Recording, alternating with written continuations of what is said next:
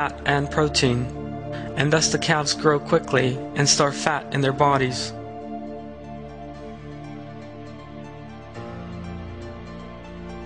Yet a miraculous phenomenon takes place in the way the calves feed. If they were to suckle from their mothers, then seawater would enter their mouths along with the milk. There is a ring of muscle around the female's nipple. When the mother contracts this ring, pressure is set up, and she is able to squirt the milk directly into the calf's mouth. This is no normal milk. It is a fatty, almost solid substance. This means that it does not dissolve in the seawater. This substance the calf drinks, or rather eats, dissolves in its stomach. As this foodstuff dissolves, it also meets the calf's water requirements. As we can see, Allah has bestowed the best possible system on the calves to allow them to feed properly.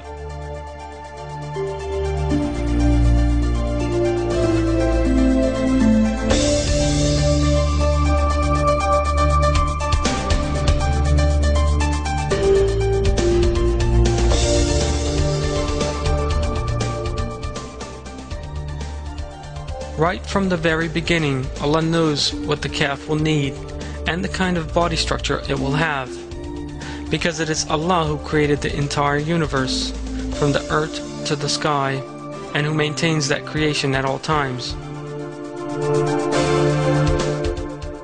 His knowledge enfolds all things.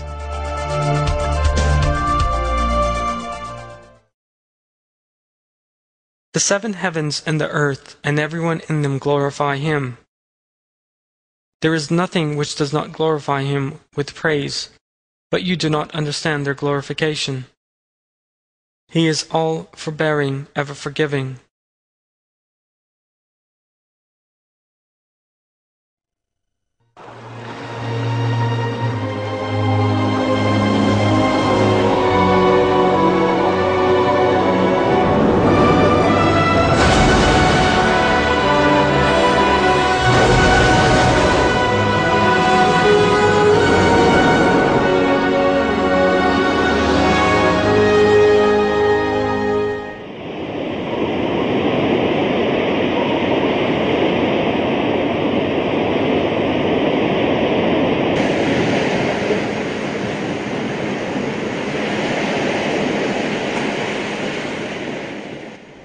A calm day beneath the sea. There are living things around that you might perhaps imagine to be quite harmless. Yet things are not as they seem, because these creatures are some of the most dangerous in the oceans. They are the members of the order containing jellyfish, hydroids, and corals, otherwise known as the Cnidaria. The reason for that name is the poison cells known as cnidoblasts in various parts of their bodies. There is a caustic substance contained within the capsule-like cells.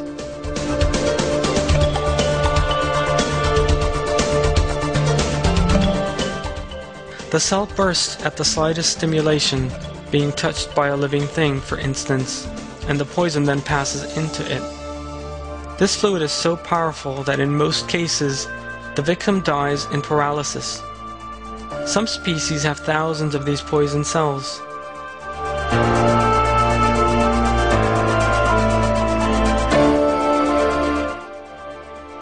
This hairy anemone, which generally lives in the waters around Norway, is another member of the same family. The exceedingly complex structure behind its ordinary-looking appearance amazes scientists.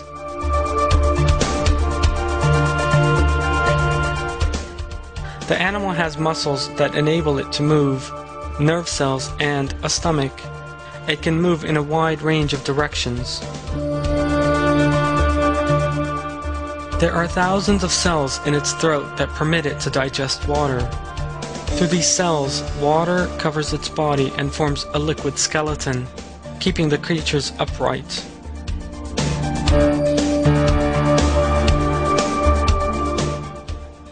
The anemone waits, ready to defend itself. One needs a profound knowledge of chemistry and biology to fully understand the details of the system in its body. Even the poison it produces can only be fully understood in the laboratory. And what is more, training lasting many years is needed in order to be able to do this.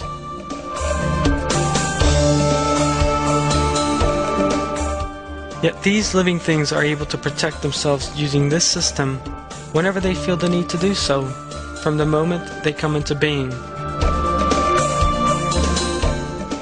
It is Allah, Lord of the earth and sky, who creates all things, living and inanimate, together with these characteristics that permit them to defend themselves, and it is Allah who maintains them under His control at all times.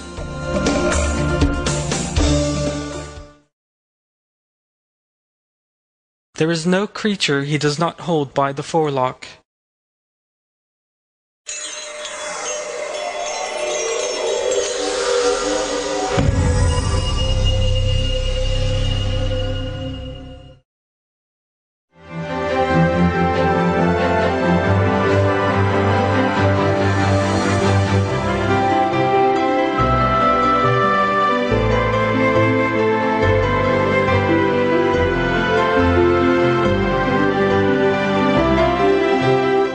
Jellyfish are fascinating creatures known to everyone.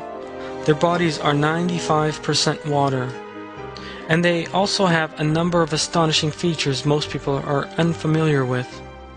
Some species distract predators by emitting light, for example, while others manufacture deadly poisons inside their bodies. They are capable of surviving under just about climatic conditions, and represent a danger to a great variety of living things.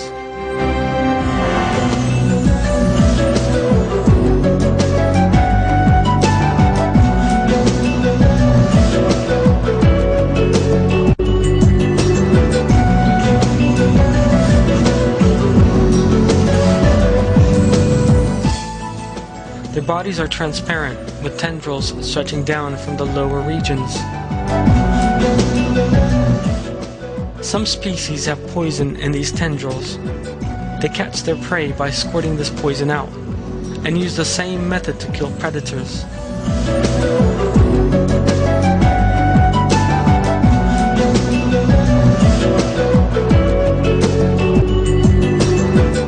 Yet even jellyfish species which lack poison are by no means defenseless. Some emit light in order to protect themselves.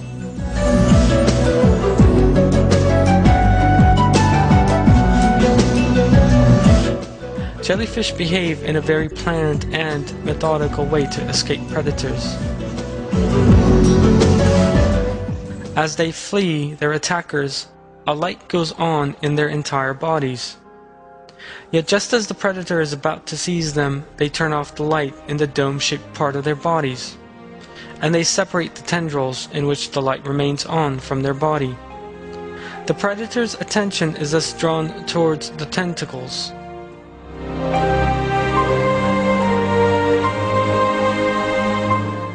The jellyfish then takes advantage of this to escape. How does a life form that quickly dries up and dies in contact with the sun, and that consists almost entirely of water, create chemical substances? How is it able to develop techniques that will deceive predators?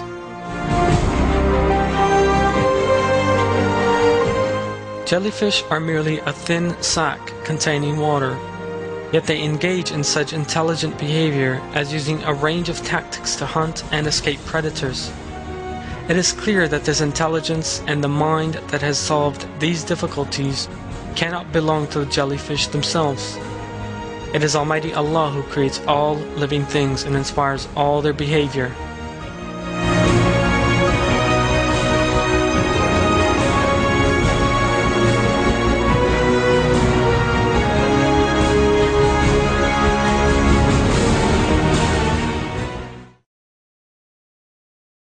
Everyone in the heavens and the earth belongs to Him. All are submissive to Him.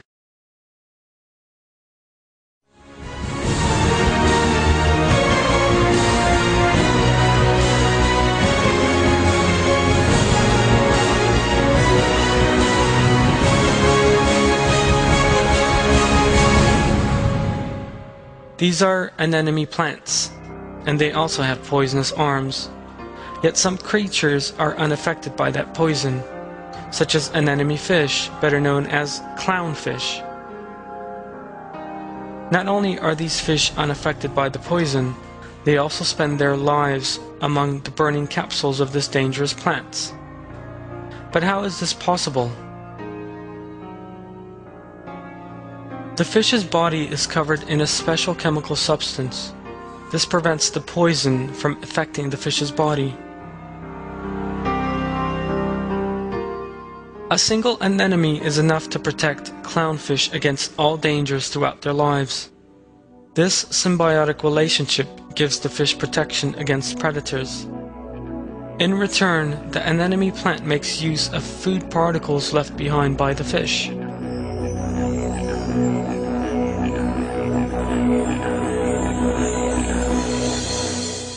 It is clear that this is one single creator, aware of both, who brings these two life forms together. They have been created by Allah in such a manner as to complement each other and meet one another's needs.